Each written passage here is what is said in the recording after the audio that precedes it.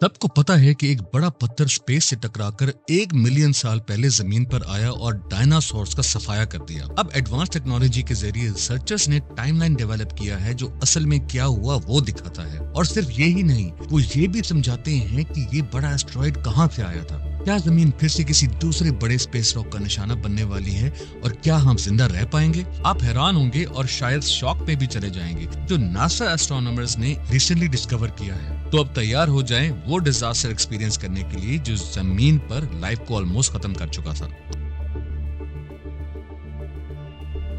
आज से 650 लाख साल पहले गल्फ ऑफ मेक्सिको में शैलो पानी में जायंट एस्टेरॉइड का इम्पैक्ट काफी तबाहकुन था, लेकिन फिर मजीद डिजास्टर ने जन्म लिया। आसमान से पत्थर गिरे, वाइल्ड फायर्स लगी और सुनामी ने दूर तक शोरलाइन को डुबा दिया।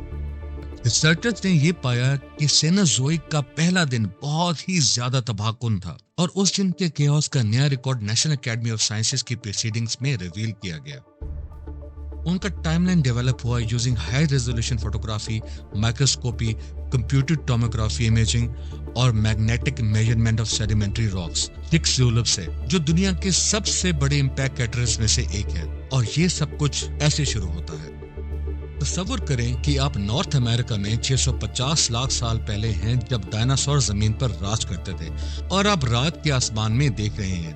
आपको लगता कि एक ब्राइट स्टार दूर से चमक रहा है, लेकिन अगर आप इस अजीब सी रोशनी को घंटों तक देखें तो ये ज्यादा ब्राइट होता दिखाई देगा, मगर बिल्कुल मुश्किल से हिल रहा होगा। आप जो देख रहे हैं वो कोई स्टार नहीं बल्कि एक बड़ा एस्टेरॉइड है जो 11 से 80 किलोमीटर चौड़ा है और सीधा जमीन की तरफ आ रहा है, जो कि 72,420 किलोमीटर पर आवर की स्पीड से जमीन की तरफ आ रहा है। कुछ घंटों बाद ये एस्टेरॉइड जमीन के एटमॉस्फेयर में घुसकर युकाटन पेनिनसुला की तरफ बढ़ता है।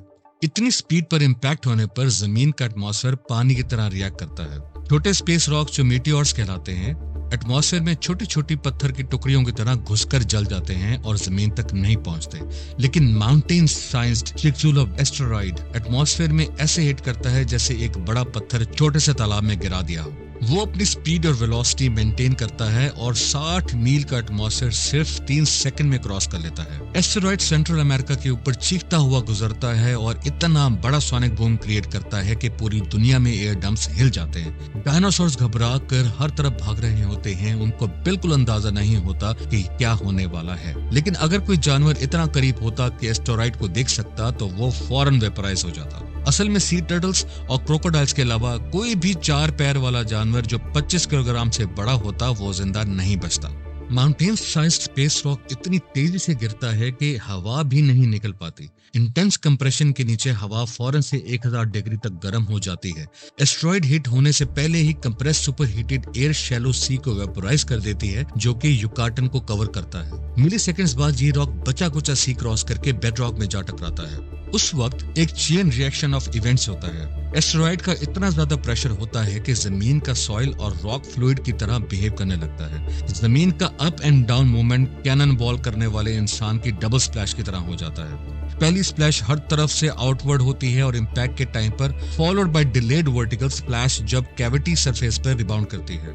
जमीन की पहली दीवार जो टकराव के वक्त बाहर की तरफ निकलती है वो 32 किलोमीटर से ज्यादा ऊंची होती है। टकराव वाला हिस्सा जमीन के पहले पर्दे तक पहुंच जाता है और टकराव वाले हिस्से से जमीन 1600 किलोमीटर पर घंटे की स्पीड से माउंट एवरेस्ट से भी ऊंची हाइट पे उठती है और कुछ ही मिनटों में मलबे का ये पहाड़ पूरी तरीके से गिरना शुरू होता है, जिसकी वजह से सीरीज ऑफ सेकंड एक्सप्लोजन्स यानी दोबारा से धमाके शुरू होते हैं और एक छोटा सा पहाड़ छोड़ता है जो गड्ढे की पीक रिंग कहलाती है, जो टकराव की वजह से पैदा हुआ। उसी वक्त एस्टेरॉइड जमीन पर अपना प्रेशर लगाता है भर की तवानाई का, जो कि 7.5 अरब टन पत्थर जो 16 किलोमीटर पर सेकंड की स्पीड से चल रहा है, नीचे वाले प्रेशर को बिल्कुल तेजी से गर्मी में कन्वर्ट कर देता है। 6 जुलब इम्पैक्टर कई खरब किलो जूल्स एनर्जी डिलीवर करता है, यानी 3 से 5 लाख एटॉमिक बम से भी ज्यादा।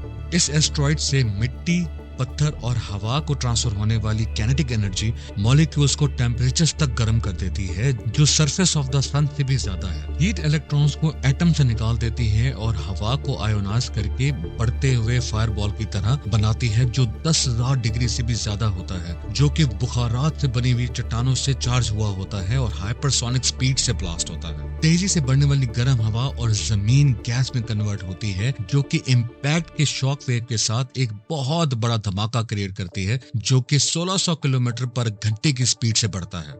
अगर ये एस्ट्रॉइड आज सेम स्पॉट पे हिट करता तो ब्लास्ट वेव से आपको टेक्सास में वेपराइज कर देती, न्यूयॉर्क में आपके कान बजा देती और कैलिफोर्निया में शीशे तोड़ देती।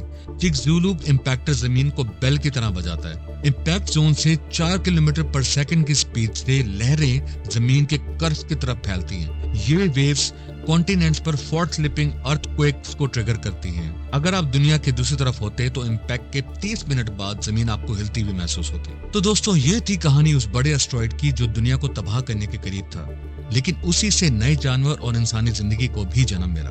आज भी स्पेस में ऐसे कई खतरात हैं जो हमारी तरफ आ रहे हैं, लेकिन साइंस की तरक्की के जरिए हम इनको पहचानने की कोशिश कर रहे हैं। अगर आपको ये वीडियो पसंद आई है तो लाइक करें और सब्सक्राइब करें और हमारे चैनल को फॉलो करना मत भूलिएगा ताकि आपको मजीद इंटरेस्टिंग टॉपिक्स मिलते रहें। वीडियो देखने का बहुत बहुत शुक्रिया। मिलते हैं अगली वीडियो में, तब तक के लिए अल्लाह हाफिज।